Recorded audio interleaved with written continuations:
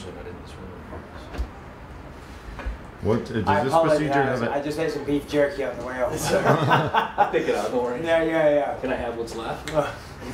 Does this procedure have a name in particular, or just? We call it basically, you know, full mouth reconstruction. All right, you want to just get something like this?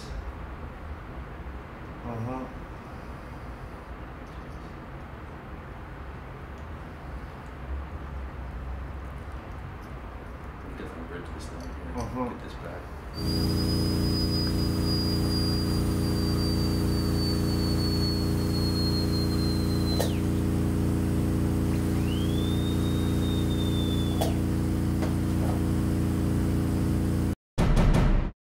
If you like what you just saw and you want to see more videos of your favorite athletes, crazy stories, and just all the best off-the-field stuff, subscribe to the TMZ Sports YouTube channel. The subscribe button is right here, and check out more of our exclusive content right here.